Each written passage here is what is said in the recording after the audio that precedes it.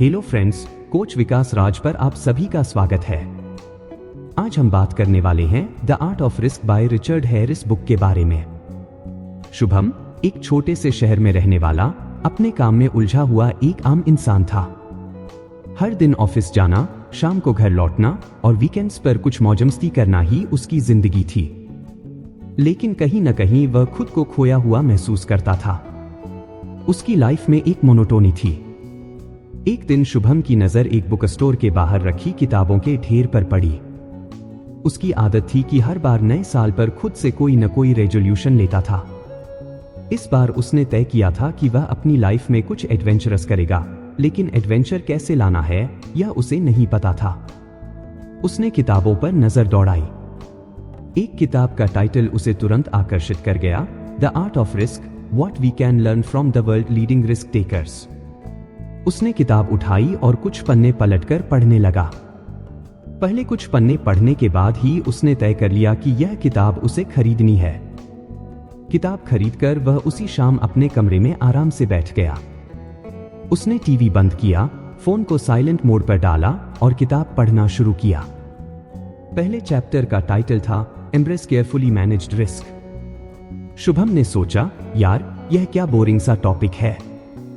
Risk के बारे में क्या खास सीखना है, लेकिन फिर भी उसने पढ़ना जारी रखा। धीरे धीरे हैरिस के शब्दों ने उसे अपनी ओर खींचना शुरू कर दिया। लेखक ने लिखा था कि रिस्क लेने का मतलब यह नहीं है कि आप अपनी लाइफ को बेवजह खतरे में डाल दें। असली रिस्क टेकर्स वह होते हैं जो हर रिस्क को पहले एनालाइज करते हैं। वे सोचते हैं कि वर्स्ट केस सिनेरियो क्या हो सकता है और उससे बचने के लिए कौन कौन से स्टेप्स लिए जा सकते हैं।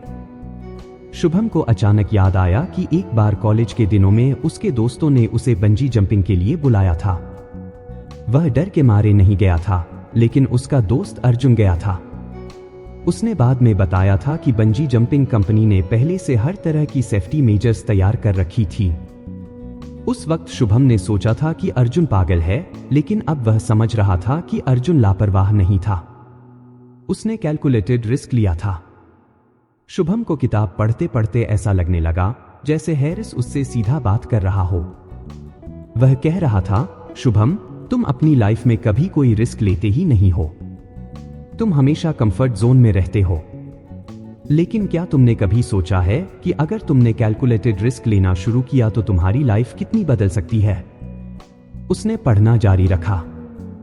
किताब में एक कहानी थी, एक पर्वतारोही की जिसने माउंट एवरेस्ट पर चढ़ने की तैयारी की थी। उसने सालों तक ट्रेनिंग की, अपने शरीर को एक्सट्रीम कंडीशंस के लिए तैयार किया और हर कदम पर अपने डिसीजंस को असेस किया।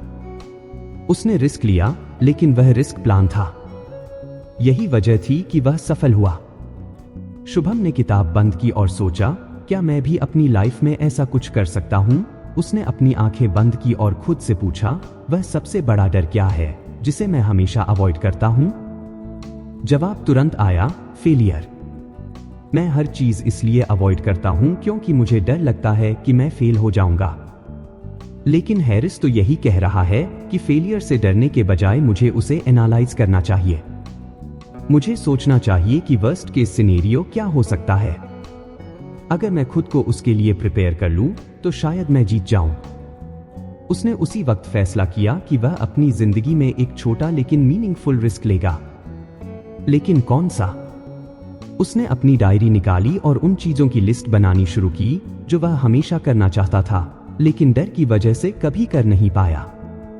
पहली चीज जो उसने लिखी वह थी अपना खुद का बिजनेस शुरू करना।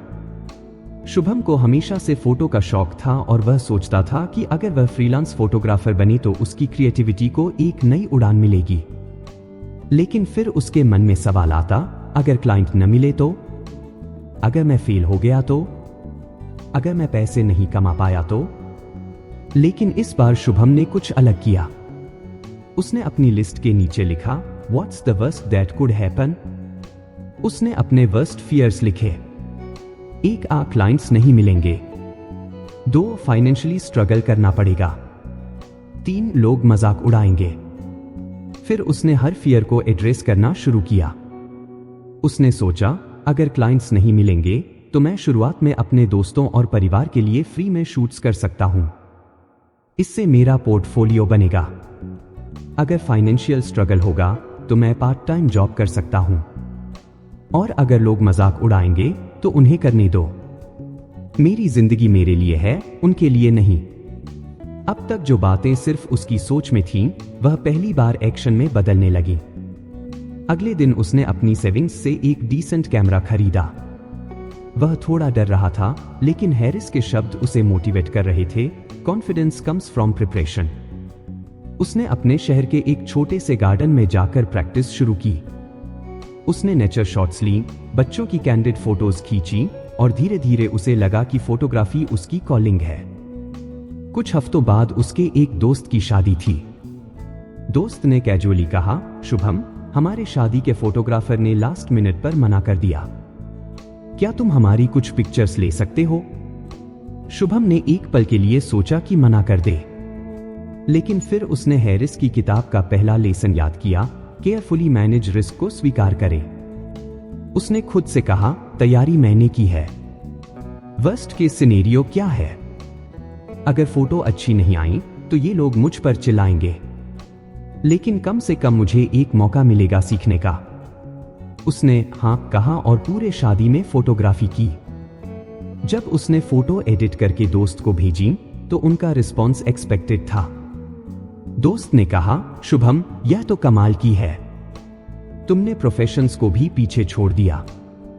उस दिन शुभम को एहसास हुआ कि रिस्क लेने का मतलब अपनी लाइफ को खतरे में डालना नहीं है। इसका मतलब है अपने डर को फेस करना और प्लानिंग और तैयारी के साथ उसे कंकर करना। कहानी यही खत्म नहीं होती। यह तो बस शुरुआत थी। शुभम के मन में अब कई नए सवाल और सपने थे, और किताब का अगला चैप्टर उसे और भी ज्यादा इंस्पायर करने वाला था। शुभम के लिए अब वह किताब महज एक किताब नहीं रही थी, वह एक साथी बन चुकी थी जो उसे हर नए कदम के लिए गाइड कर रही थी। पहले लेसन से मिले कॉन्फिडेंस ने उसकी लाइफ में एक नई एनर्जी भर दी थी। अब वह हर दिन उस किताब के नए पन्ने पलटने के लिए एक्साइटेड रहता था। एक शाम जब शुभम ने खाना खाकर किताब खोली तो उसकी नजर दूसरे लेसन पर पड़ी, द इंपॉर्टेंस ऑफ रेसिलियंस। उसने चैप्टर का पहला पैराग्राफ पढ़ना शुरू किया, जिसमें हैरिस ने लिखा था कि हर इंसान को अपनी लाइफ में चुनौतियों का सामना करना चाहिए। ऐसा करने से इंसान की मेंटल और इमोशनल स्ट्रेंथ बढ़ती है। शुभम ने कुछ सोचा। उसे लगा कि शायद यह लेसन उससे उतना रिलेटेबल नहीं होगा। आखिरकार रेसिलियंस की उसे क्या जरूरत थी? लेकिन फिर उसने चैप्टर को गहराई से पढ़ना शुरू किया। हैरिस ने लिखा था कि रेसिलियंस सिर्फ मुश्किल समय में नहीं, बल्कि रोजमर्रा की लाइफ में भी काम आता है।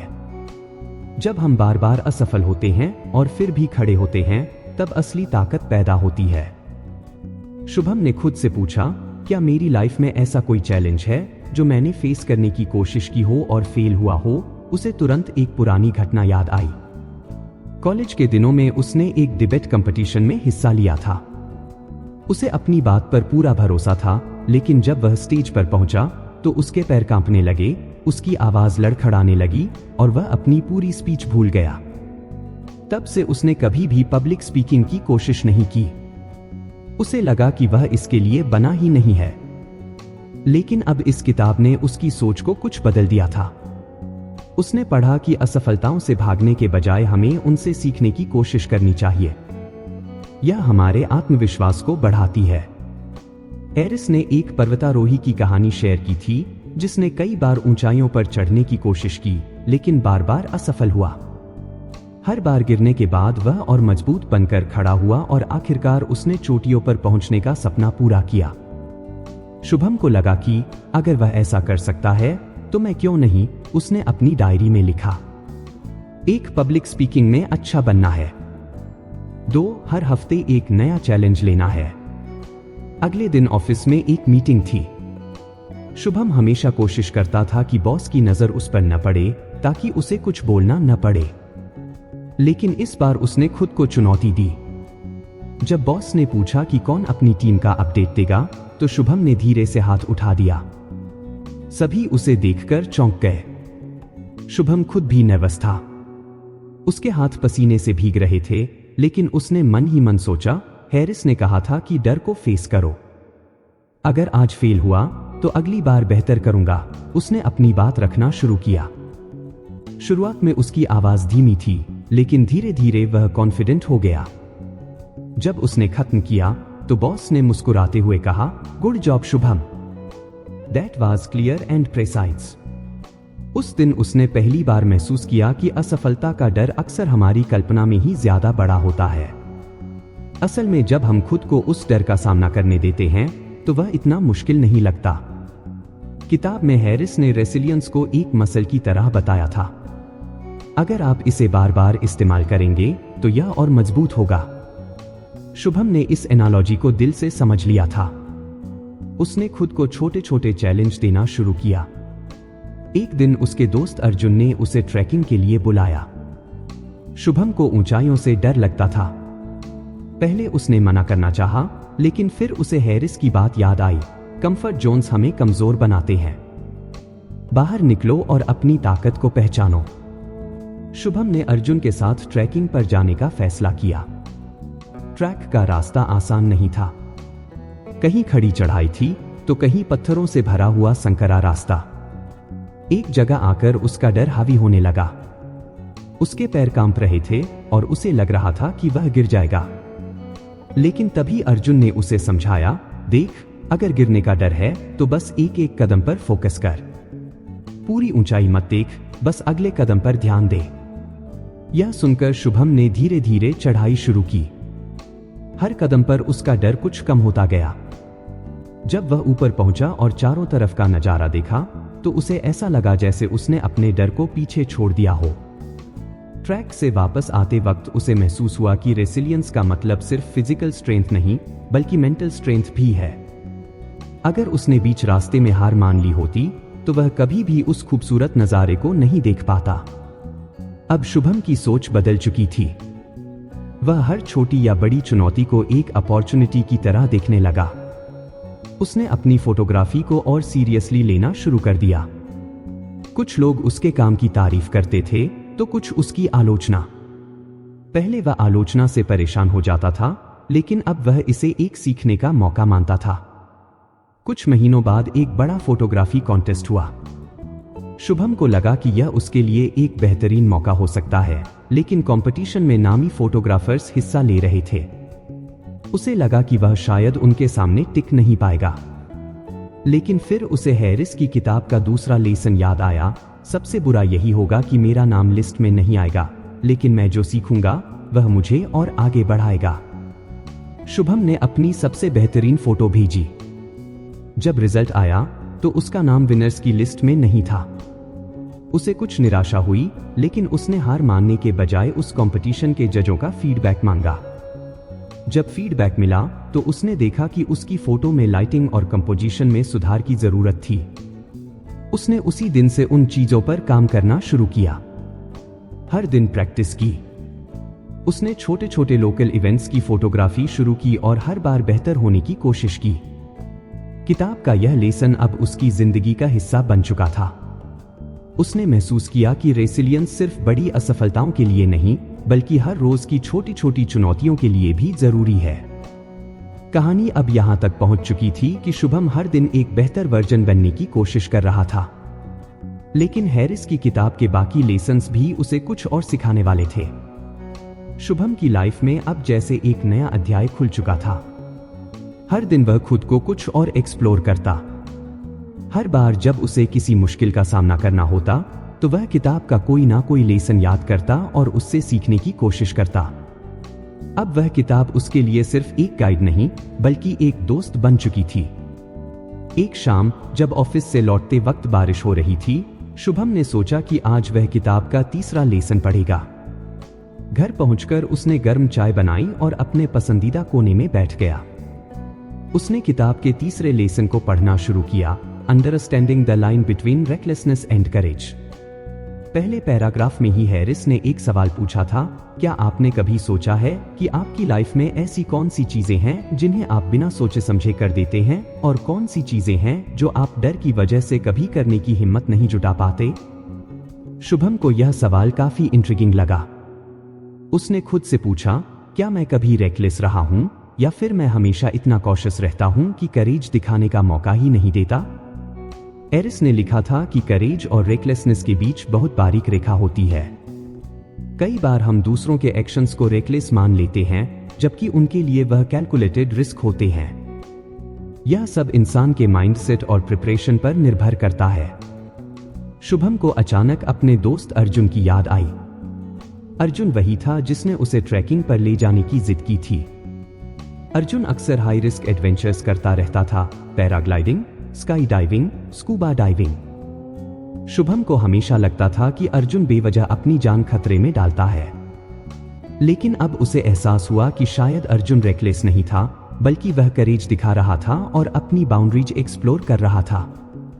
इस थॉट ने शुभम को अपने एक्शंस को रिथिंक करने पर मजबूर कर दिया।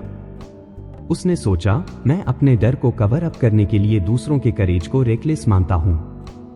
लेकिन सच यह है कि मैं खुद कभी अपनी लिमिट्स को पुश करने की कोशिश ही नहीं करता।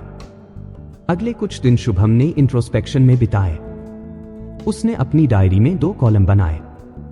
पहले कॉलम का नाम था things I avoid because of fear और दूसरे का things I do without thinking.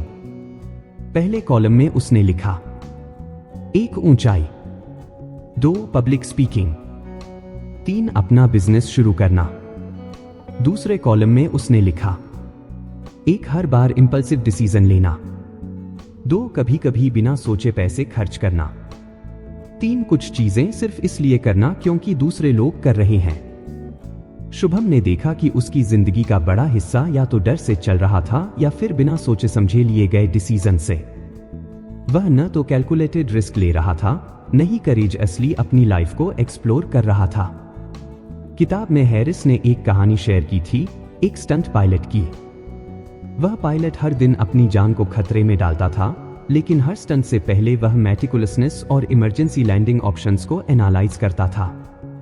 लोगों को उसके स्टंट्स रेकलेस लगते थे, लेकिन असल में वह हर चीज को पहले से कैलकुलेट कर चुका होता था।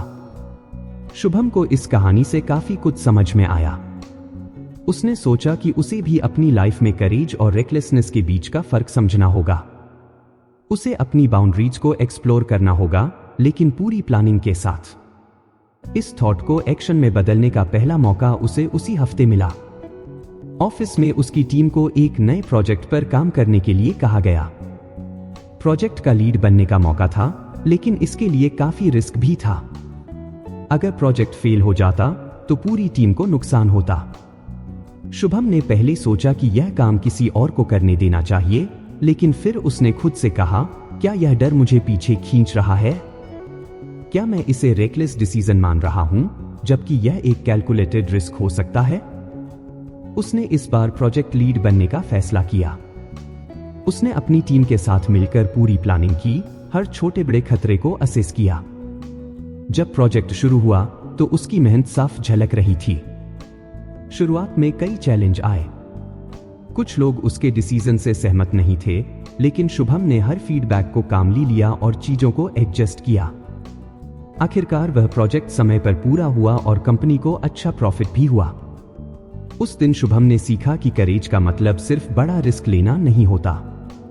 इसका मतलब होता है अपने डर को समझना, अपनी ताकत को पहचानना और एक इन्फॉर्म्ड डिसीजन लेना। लेकिन कहानी यहीं खत्म नहीं हुई। एक दिन अर्जुन ने उसे फिर से बुलाया। इस बार प्लान था स्काई डाइविंग का। शुभम का दिल तेजी से धड़कने लगा। ऊंचाई का डर उसके अंदर अभी भी था, लेकिन इस बार वह पीछे हटने वाला नहीं था। उसने अर्जुन से पूछा, स्काई डाइविंग करते वक्त तुम क्या सोचते हो? क्या तुम्हें डर नहीं लगता? अर्जुन ने मुस्कुराते हुए कहा, डर लगता है, लेकिन मैं हर बार प्लेन में चढ़ने से पहले अपनी तैयारी चेक करता हूं। मैं जानता हूं कि अगर मैंने सारे सेफ्टी मेजर्स फॉलो किए हैं तो कुछ गलत नहीं होगा। शुभम ने सोचा, क्या मैं यह कर सकता हूं? क्या मैं अपने डर का सामना कर सकता हूं? उसने तय किया कि वह डाइविंग करेगा, लेकिन पूरी तैयारी और जानकारी के साथ। उसने पहले उस कंपनी की डिटेल्स ली, उनके सेफ्टी रिकॉर्ड्स चेक किए, इंस्ट्रक्टर से बात की।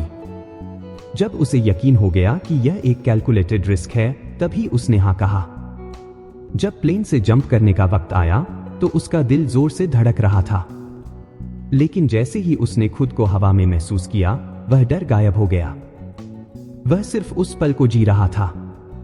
नीचे उतरने के बाद उसे एहसास हुआ कि उसने अपने कंफर्ट जोन को पूरी तरह पीछे छोड़ दिया है। उस दिन उसे हैरिस के तीसरे लेसन का असली मतलब समझ में आया। करेज और रेकलेसनेस के बीच का फर्क सिर्फ माइंडसेट में होता है। अगर हम अपनी लिमिट्स को समझकर, अपने डर को फेस करके और पूरी प्लानिंग के साथ कदम उठाते हैं, तो हर चुनौती एक एडवेंचर बन जाती है। अब शुभम की नजर किताब के चौथे लेसन पर थी।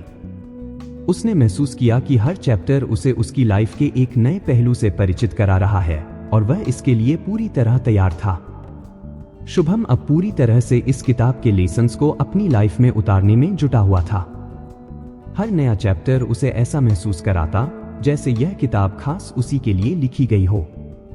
उसने सीखा था कि रेजिलियंस कैसे बनानी है, करेज और रेकलेसनेस के बीच का फर्क क्या है। अब बारी थी अगले लेसन की, लर्निंग फ्रॉम फेल्योर। उसने किताब का अगला पन्ना खोला और पढ़ना शुरू किया।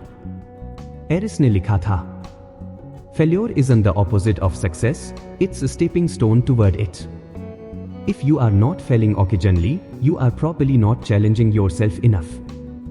यह लाइन पढ़कर शुभम गहरी सोच में डूब गया। उसने खुद से पूछा, क्या मैं अपनी असफलताओं को स्टेपिंग स्टोन मानता हूं या मैं उनसे भागने की कोशिश करता हूं? उसके दिमाग में सबसे पहले वही पुरानी डिबेट प्रतियोगिता की यादें ताजा हो गईं, जब उसकी हार ने उसे इतना तोड़ दिया था कि उसने कभी दोबारा मंच पर कदम रखने की कोशिश ही नहीं की। और फिर उसने फोटोग्राफी कंपटीशन की याद की, जहां हारने के बाद उसने फीडबैक लिया और अपने स्किल्स को बेहतर किया। हैरिस ने लिखा था कि फेल्योर से भागने के बजाय हमें उससे सीखने की कोशिश करनी चाहिए। हर सेटबैक हमें कुछ न कुछ सिखाने के लिए होता है।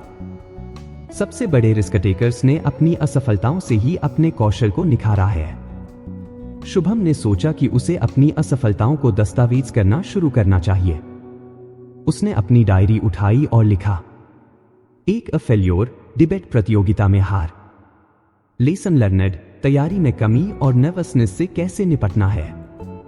2 फेल्योर, पहला फोटोग्राफी कंपटीशन हारना।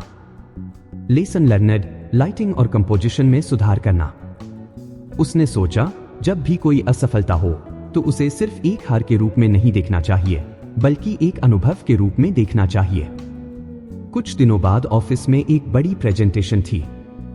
शुभम को इसे तैयार करने और डिलीवर करने की जिम्मेदारी मिली। उसने बहुत मेहनत से स्लाइड्स बनाई और अपने पॉइंट्स को ऑर्गेनाइज किया। लेकिन प्रेजेंटेशन के दिन प्रोजेक्टर में गड़बड़ी हो गई और आधी स्लाइड्स प्रॉपर्ली डिस्प्ले नहीं हुई। इसने शुभम की रिदम बिगाड़ दी और उसका कॉन्फिडेंस भी हिल गया। प्रेजेंटेशन के बाद बॉस ने उसकी कोशिशों की तारीफ तो की, लेकिन कुछ की पॉइंट्स मिस होने की वजह से प्रोजेक्ट को इमीडिएट अप्रूवल नहीं मिला। शुभम को बहुत बुरा लगा। उसे ऐसा लगा कि उसने अपनी टीम को निराश कर दिया। फिर उसे किताब का लेसन याद आया, analyse your failure, there are always some things to learn. उसने खुद से सवाल किया, गलती कहां हुई? उसने महसूस किया कि टेक्निकल एस्पेक्ट्स पर ध्यान नहीं दिया था। अगर उसने पहले प्रोजेक्टर की टेस्टिंग की होती तो यह समस्या नहीं आती। उसने तुरंत एक नोट बनाया, एक, अगली बार किसी भी प्रेजेंटेशन से पहले टेक सेटअप चेक करना। 2, हमेशा बैकअप प्लान रखना। इस छोटे से फेल्योर ने उसे एक बड़ा सबक सिखा दिया। उसने तय किया कि वह अब अपनी गलतियों को इग्नोर नहीं करेगा, बल्कि उन्हें इंप्रूव करने का मौका मानेगा। किताब में हैरिस ने एक माउंटेन क्लाइंबर की कहानी लिखी थी। उस क्लाइंबर ने एक बार बिना सही प्लानिंग के एक ऊंची चोटी पर चढ़ने की कोशिश की और नीचे गिर गया। उस हादसे के बाद उसने कभी हार नहीं मानी। उसने अपनी प्लानिंग और गियर पर ध्यान दिया और अपनी स्ट्रेटेजी बदली। कुछ महीनों बाद उसने उसी चोटी पर चढ़ाई की और सफल हुआ। हैरिस ने लिखा था, failure doesn't define you, how you respond to it does. Shubham को यह बात अंदर तक छू गई। उसने सोचा, अगर उस क्लाइंबर ने हार मान ली होती तो क्या वह कभी उस चोटी पर चढ़ पाता? शुभम ने अपनी फोटोग्राफी को भी इसी नजरिए से देखना शुरू किया।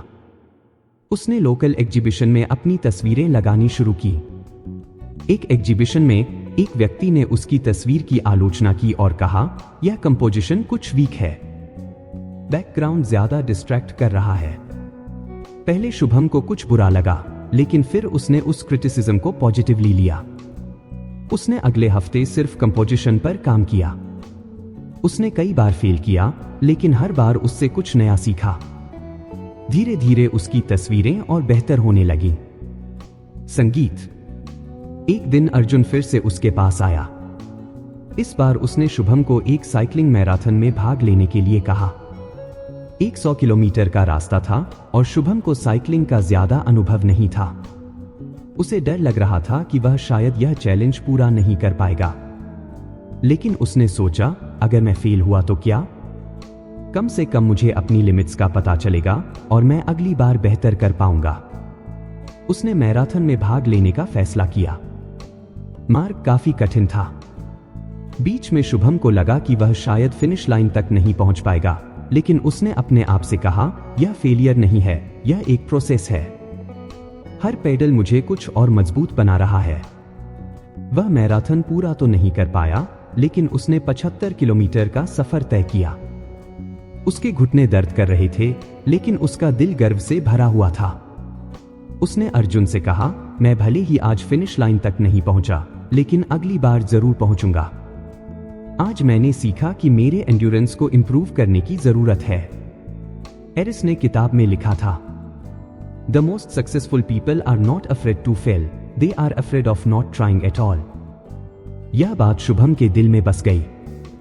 उसने तय कर लिया कि वह हर असफलता को एक मौका मानेगा, जिससे वह और बेहतर बन सके।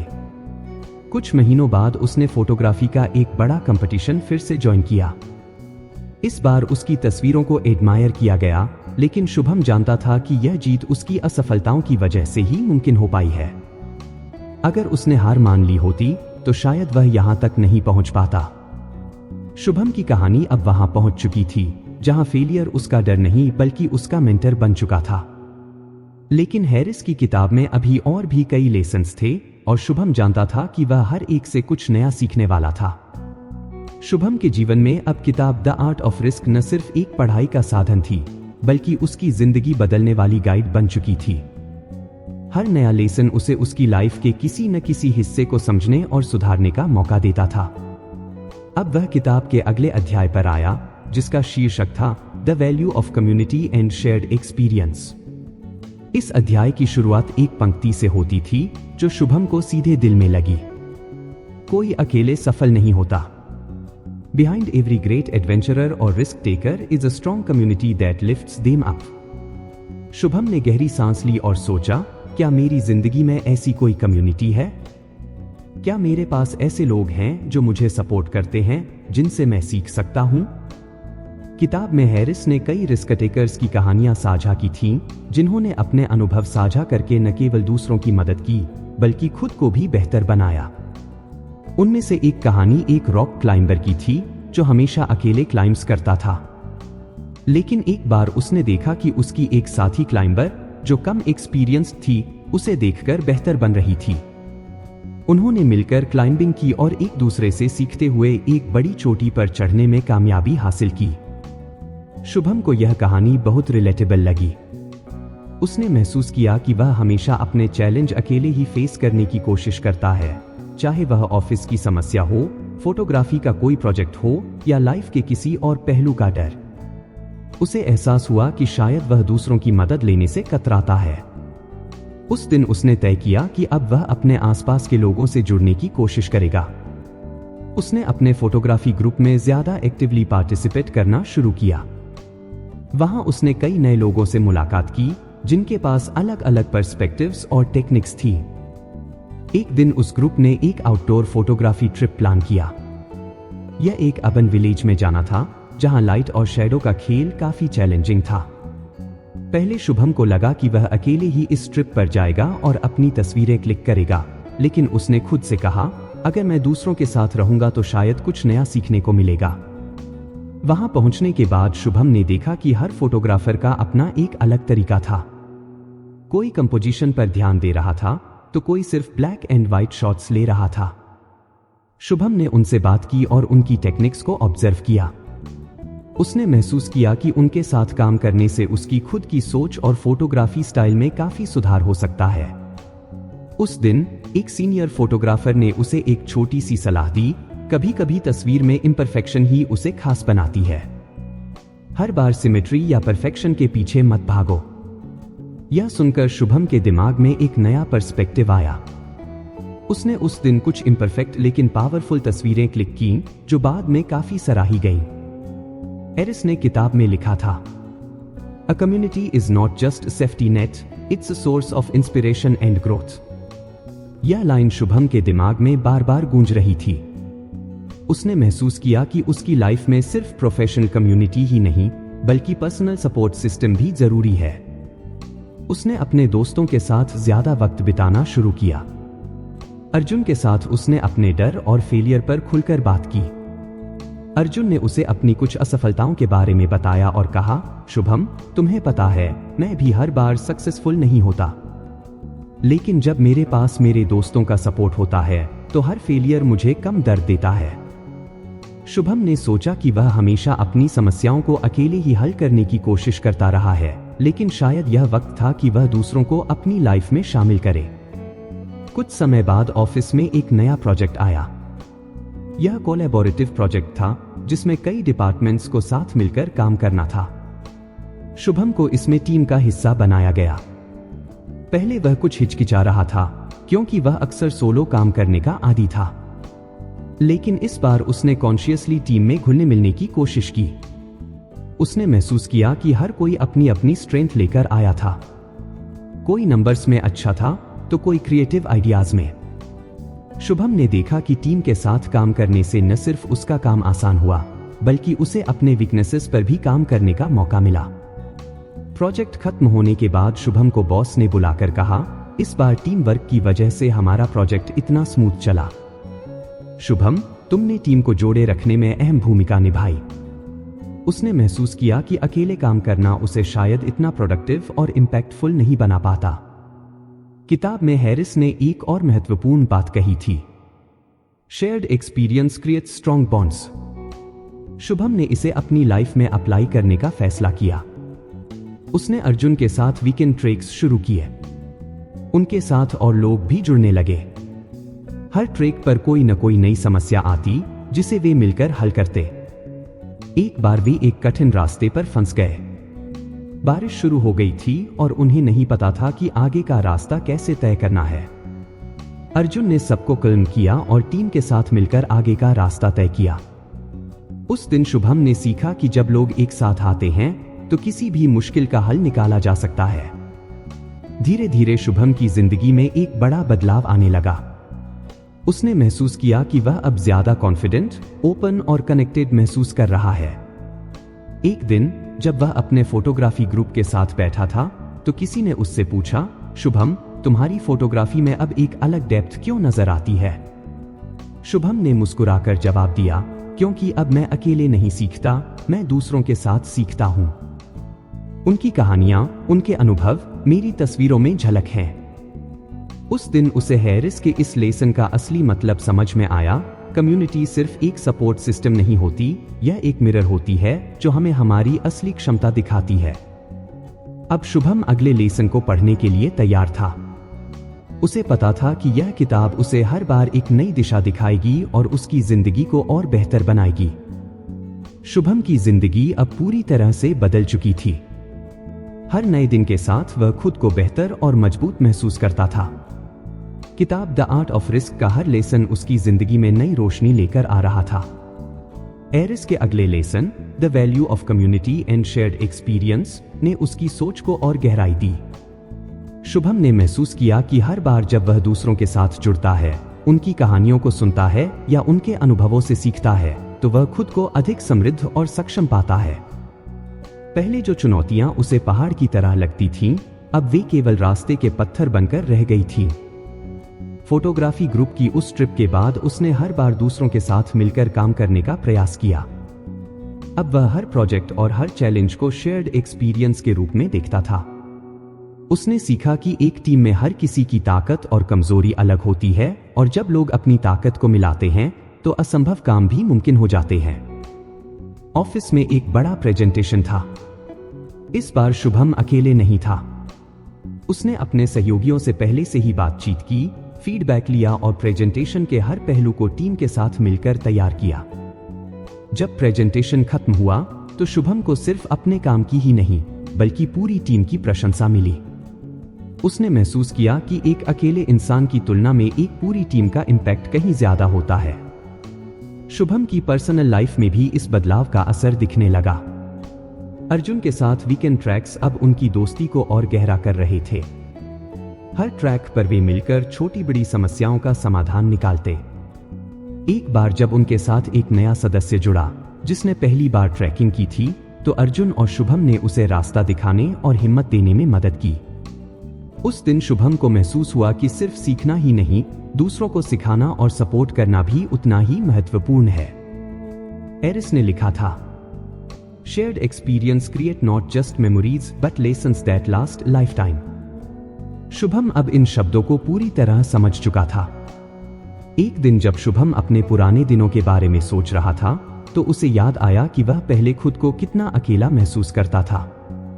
हर समस्या को अकेले सुलझाने की कोशिश करता था, हर डर को अपने तक सीमित रखता था। लेकिन अब उसकी जिंदगी में एक कम्युनिटी थी, चाहे वह ऑफिस के साथी हों, फोटोग्राफी ग्रुप के सदस्य हों या अर्जुन जैसा सच्चा दोस्त। उसने सोचा, अगर मैंने कभी इन लोगों को अपनी लाइफ में आने का मौका नहीं दिया होता तो शायद मैं अभी भी वहीं खड़ा होता, कंफ्यूज्ड, स्केयर्ड और आइसोलेटेड। शुभम ने हैरिस की किताब के इस लेसन को अपने जीवन का एक अहम हिस्सा बना लिया। उसने तय किया कि अब वह सिर्फ खुद के लिए नहीं बल्कि अपने आसपास के लोगों के साथ मिलकर आगे बढ़ेगा। उसने सीखा कि कम्युनिटी का मतलब सिर्फ सपोर्ट लेना नहीं है बल्कि दूसरों को सपोर्ट देना भी है। अब शुभम उस शख्स से बहुत अलग था जिसने द आर्ट ऑफ रिस्क के पहले पन्ने को खोला था, लेकिन उसे पता था कि यह सफर अभी खत्म नहीं हुआ है। एरिस की किताब में अभी और भी लेसन्स थे और शुभम तैयार था उन सभी को अपनी जिंदगी में अपनाने के लिए। कहानी यहीं खत्म नहीं होती, क्योंकि शुभम की जिंदगी के हर नए कदम, हर नए अनुभव और हर नए रिश्ते में ये सीखें उसे और बेहतर बनाती रहेंगी। तो फ्रेंड्स, यह थी हमारी आज की बुक समरी। आपको कैसी लगी कमेंट करके जरूर बताएं।